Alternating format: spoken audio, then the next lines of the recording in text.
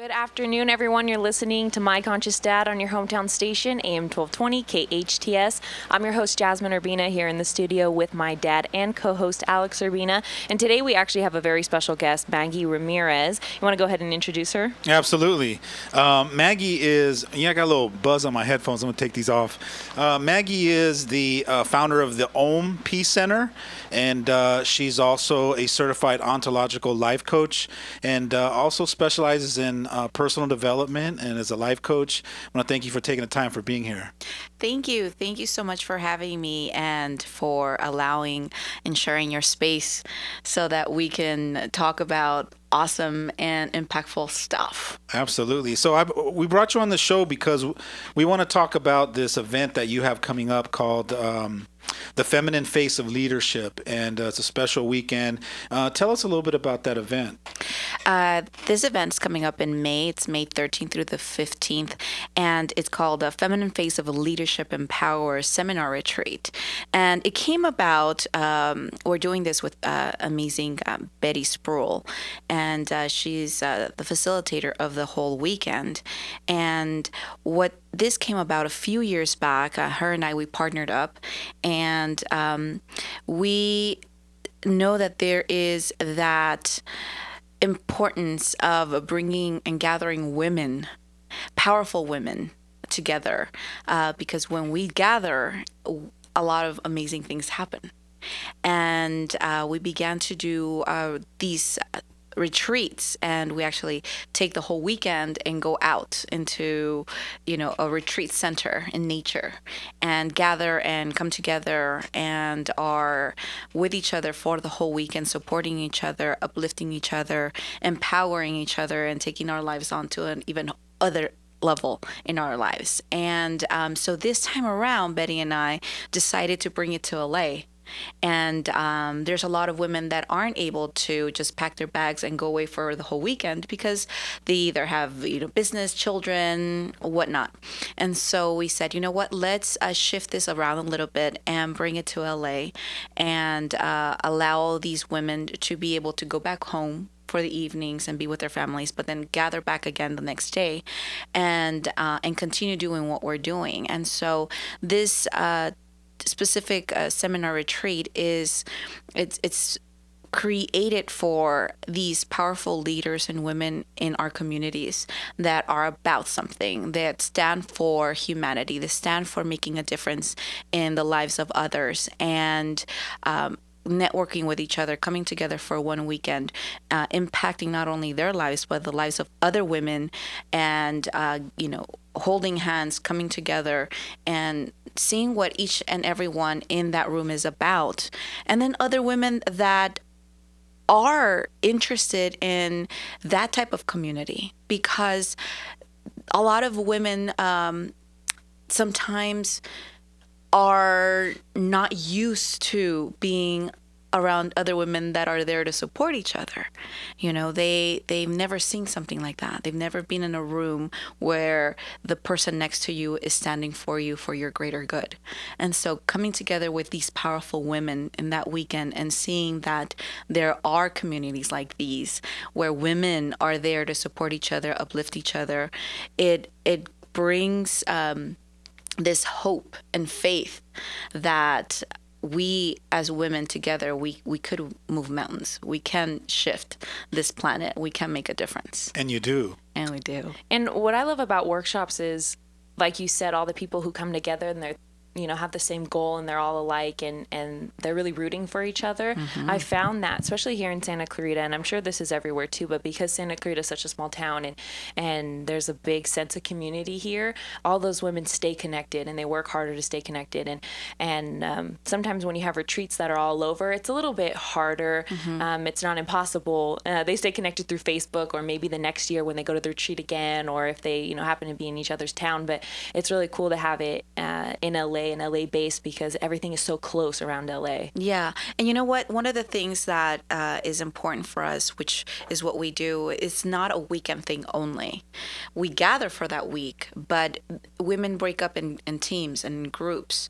And for the following 5 weeks, they get a specific booklet where these women, for the following 5 weeks, they get to continue to do conference calls with each other and look into different areas in their lives where they need to focus on growing and how these other women in their teams can support them in different areas. So it's not only a weekend thing.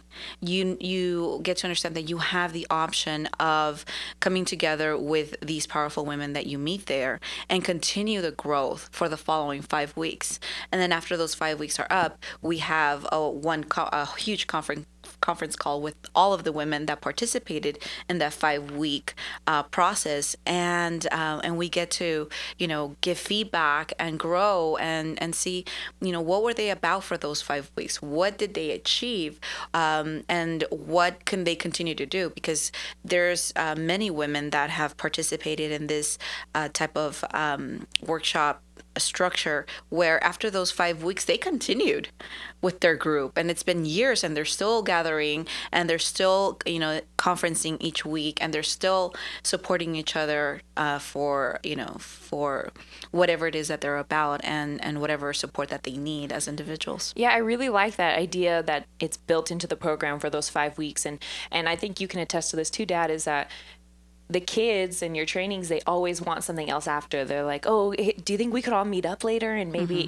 everybody wants some type of connectedness afterwards, because you come out of these workshops and these trainings feeling like your best, 110% on top of a hill. And then all of a sudden you have to go home and you go back into what my dad calls the drift. And it's really, it's exciting to see people asking like, oh, what else can we do? Do you think we could all meet up for coffee sometime or hang out? And it's cool that it's already built into the program.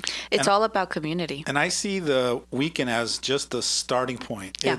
It's an invitation. It's a starting point for everybody to gather around to embark on the what's next journey, or the maybe I want a piece of some kind of journey that I don't even realize. But it's a starting point. It's a gathering point.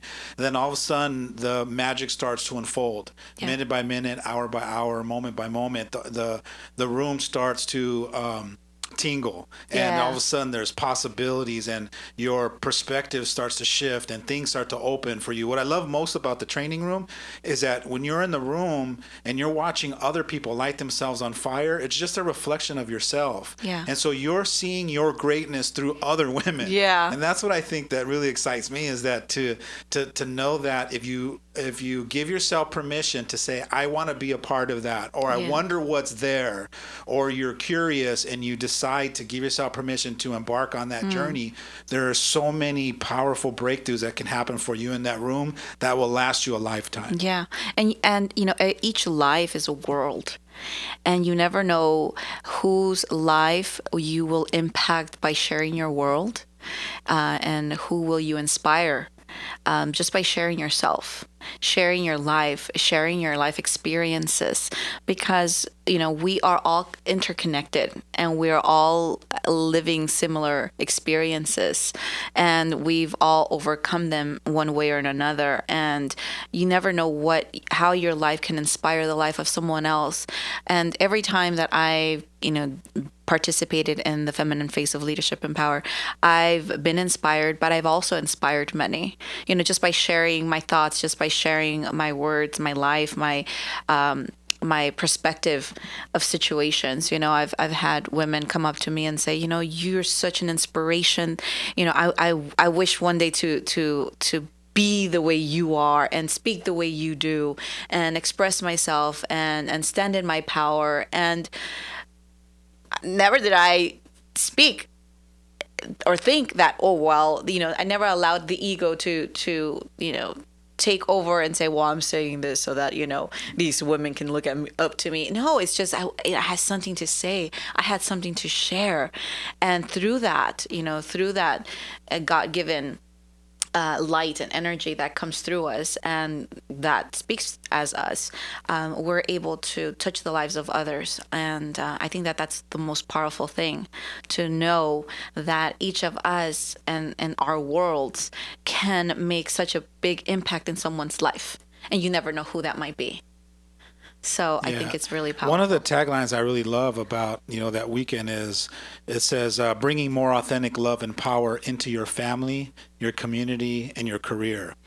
What do you mean by that when you say that you want to bring more authentic love and power into your family? That's the first one that really jumped out to me, because I'm all about the family. For me, family is the center point. Yeah. And then out of the extraordinary relationships you create from the family, that trickles out into your community and into your workplace. So that's what really gets me excited, is realizing that authentic love and that authentic power, and then bringing that into your family. So what does that look like for you? Well, we get to bring this authentic light and love and power first within ourselves. Sometimes we focus into our family, but we forget about ourselves. And I think that's what this weekend is about. It's to regenerate ourselves, uplift ourselves, and remember how powerful we are as women and impactful. What a woman does or a mother does at home with their children. We are the center of our family as a woman, and our kids and our children, they look up to us. And when we're okay and when we're good and when we recognize that power within ourselves, then we are able to trickle that out into our family and be that source for them. And by being that source with our family, then we can move out of our family into our communities and touch them as well, because the community comes to you and says, I want what you have. And we get to share that. But as women, we nurture, and so our automatic is giving and giving and giving and giving so much of ourselves sometimes that we get depleted. And that's the purpose of this, so that women can come together and regenerate. And so also we live in a quote unquote man's world where the masculine energy is just so vibrant everywhere we go, and a lot of women have forgotten to tap into that feminine energy that they have within themselves, and they're very masculine. They go about life in a very masculine way. They run their business very masculine. They run their relationships very masculine, and many women are yearning that, but they just don't know how to get back to that. Yeah, absolutely. They don't know how to get back to their God-given feminine energy that is much more powerful than trying to be this masculine being. And so that's one of the reasons why we push a lot of the men out of our lives, because we are not creating any space or room for them to be, because we're already too masculine ourselves. And, you tend to find a lot of women, they're like, oh, I got this, I can do this, I don't need you. I can open my own door, I can pull my own chair, I can pay my own bills. And so when you come from that very masculine place, then there's no room for a man in your life. There's no room for that. And you see it in some relationships where the woman is very dominant, and so the man becomes more feminine. There's got to be somewhere. So either the woman holds that space or the man does. And so sometimes the woman is just like very tough and rough and, bossy. And then the guy begins to just soften up. Someone has to. That's right. And then the woman says, oh, and this guy can never, and guys are not, there's no guys out there. Well, no, because you're not creating the space for them. And when I began to take these retreats with Betty, I shifted my life completely in so many ways. But the more that I did that, the more that men in my life, my son, he's 5-year-old. And then I have like my husband and my brothers, and they're always wanting to do things for me. And they're like, can I do this for you? Or my brother, he'll come to the house and I see him, in the kitchen and pulling out the trash can and taking it out. But it's because I create the space for him to be like, I want to do this.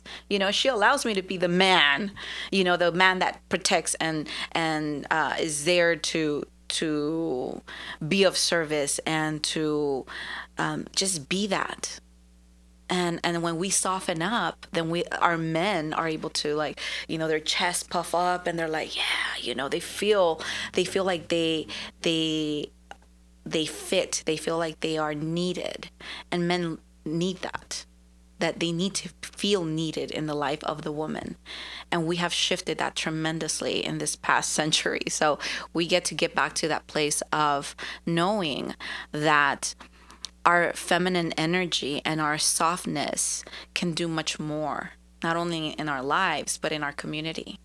And men are yearning that woman that can create that space for them to be. There's two places that I see what you're talking about when it comes to coaching some of the women clients of mine. One of the first scenarios would be a woman that either has divorced her husband or is no longer in a relationship with her husband, and the father's gone from the family. And it seems like most of them decide, well, then I get to be the dad too. And what happens is, quite often from my experience, is that they toughen up. Yeah. And as a woman, when you toughen up and become that strong, confident woman, which you no longer are sensitive, you no longer cry, because crying is a sign of weakness. And so you strengthen up, you toughen up, you become strong for your family, and you never let your kids see you cry.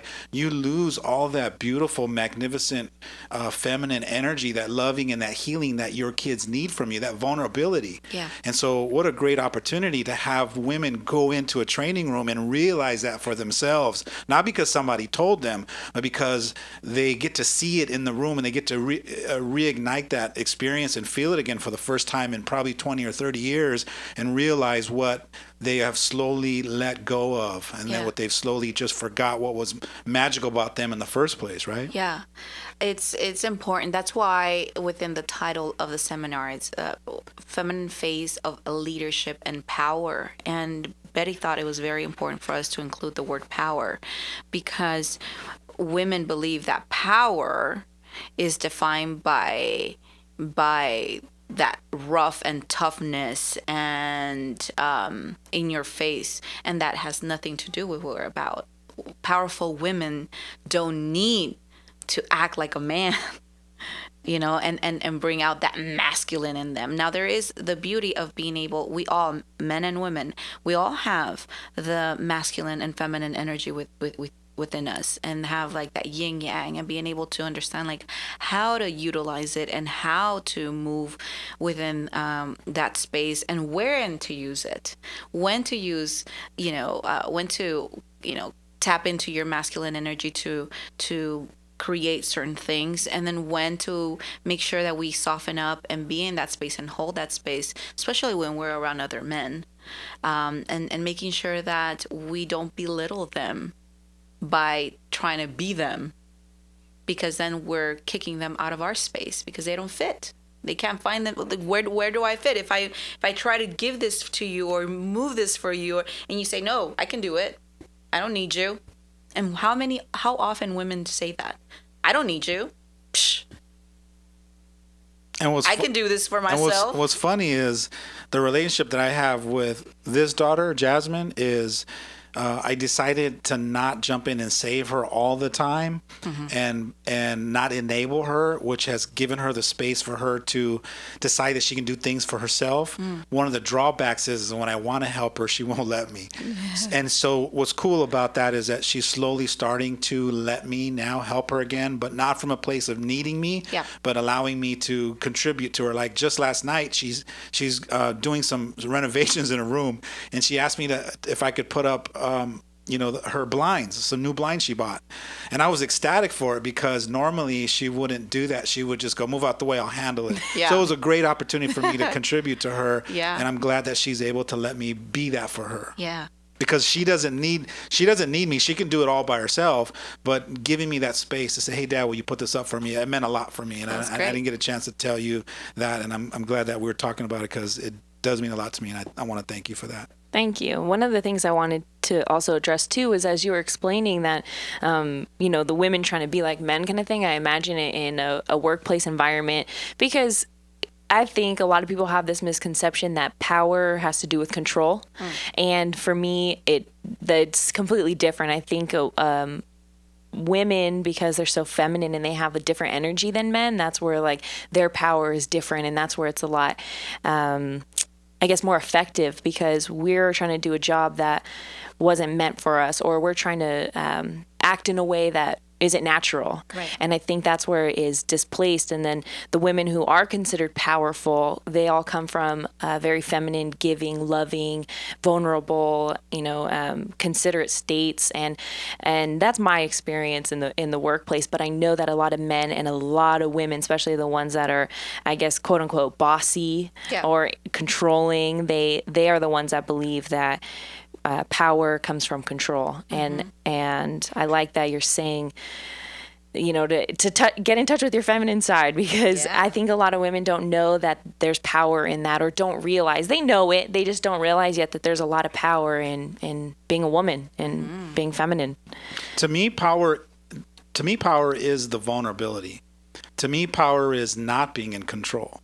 So to me, power is all the opposite of the way we've conditioned ourselves to think what power really is. Yeah. It's not controlling it, it's flowing with it. It's allowing to use it to go with it rather than to go against it, and those kinds of things.